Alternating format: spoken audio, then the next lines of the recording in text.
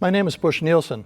This is the second of several videos that I am preparing today that explain the current issues about the closing protection letter and also the issues related to title agents remaining on the list of approved closers for lenders.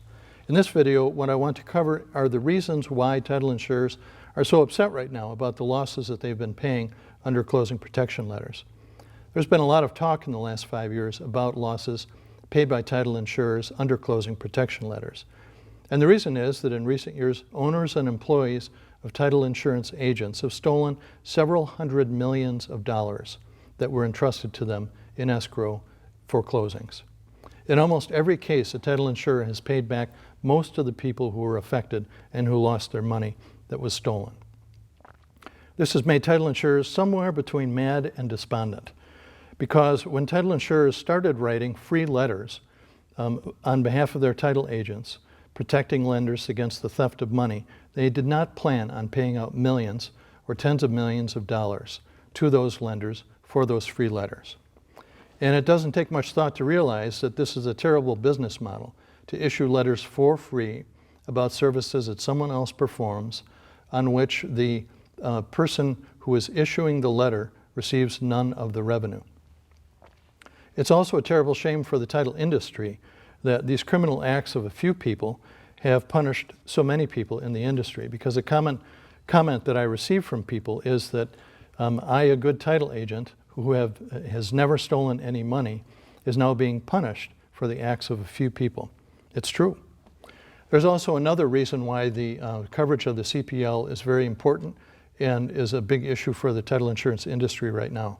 Since the real estate crash, lenders, and especially the FDIC, have pushed federal courts very hard to find that the closing protection letter covers things that no one ever thought that it covered. This is especially the case as to the FDIC claims that the letter covers the fraud of the borrower that is perpetrated on the lender by the misrepresentation of income or employment or the value of the real estate. For example, the FDIC recently succeeded in both Michigan and Florida in making the title insurer pay back the full amount of the loan plus the interest accrued on the note, only because the value of the property was pumped up by a false appraisal and the borrower submitted false information about his employment, his income, his assets, and the down payment. In those cases, the title insurer paid millions of dollars, more than policy limits, and no money had been stolen by title company closers.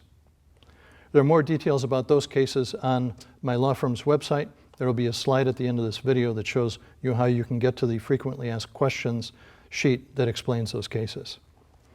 As I said a couple of minutes ago, insurers have paid hundreds of millions of dollars on CPL claims recently. I've often been asked if a title insurer has ever really gone out of business because of CPL claims that it has paid. And the short answer is yes, several have. New Jersey Title was established in 1888. It went out of business in 2011 because of CPL claims that it paid. Guarantee Title and Trust Company, which was based in Ohio, was liquidated in 2008 because of CPL claims that it paid. And the court canceled all of the title insurance policies that the company had issued. 90-year-old Southern Title Insurance Company was shut down in September of 2011 after it suffered large CPL losses in Texas. The title agents in Texas paid into a fund to pay people back for the losses that the title insurance company, which was bankrupt, could not pay. In each of these cases, the policies that were issued by the insurance companies were canceled because of the claims that were paid out under closing protection letters. That meant that none of the insureds could be paid on their claims on the policies because of the liability incurred on the free letters that were issued on behalf of the title agents. This is very unfair to policyholders. The regulators have noticed this. The National Association of Insurance Commissioners, normally known as the NAIC, was so concerned about title insurers' ability to pay future claims that it formed a working group to study the issue. Another common opinion that I hear is that insurers should just pay these claims on CPLs from their huge mountains of cash.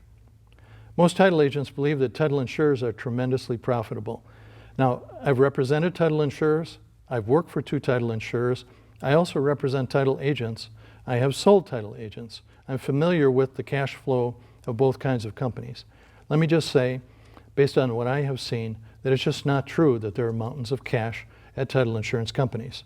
The profit margin of a title agent is consistently much higher than the profit margin of a title insurer. Let me give you the math. On a policy issued by a title agent, the underwriter receives, as you know, between 12 and 20% of the premium. The agent receives the balance. From that 12 to 20%, the title insurer has to pay policy claims. And the percentage of gross premiums paid on policy claims has fluctuated in the last few years between 4.3% and 11.7%.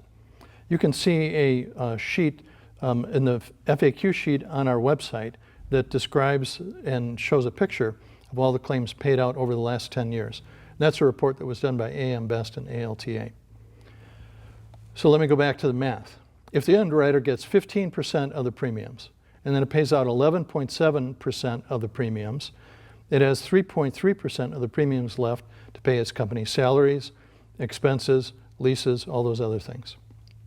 However, before the company can get to paying salaries and expenses, it has to pay a premium tax to the state. In Michigan, for example, the title insurer pays a premium tax of 1.25% on the premiums earned. Now that's the gross premiums, including the agent's share, not just the net received by the title insurer. In fact, there was a lawsuit about that in an East Coast state, and the court held that the insurer has to pay premiums on all of the tax on all of the premiums received, not just the portion that it receives. So if you have 3.3% of the premiums after claims have been paid, then you pay 1.25% in taxes, the insurer has 2% of the premiums left to pay all of its salaries and expenses. It's that 2% of the premium that is also supposed to be used to pay CPL claims. Now, given this math, the better question really about the issuance of these CPLs is not why the insurers are making a big fuss about paying the claims today, but why, for almost the last 50 years, they have paid the claims without making a fuss. My opinion is that this present system will not last very much longer in those states in which title insurers do not have the option of charging money for these closing protection letters. That's why since 2009 there's been a serious push, both by title insurers and regulators, to allow insurers to balance the issuance of letters, including the issuance of letters to people who are not presently protected, with allowing the insurer to charge money as a premium or fee for those letters. That is everything I have about why CPLs are such a hot issue right now. Please view the rest of this series of videos in order to get more information on the subject. Thanks.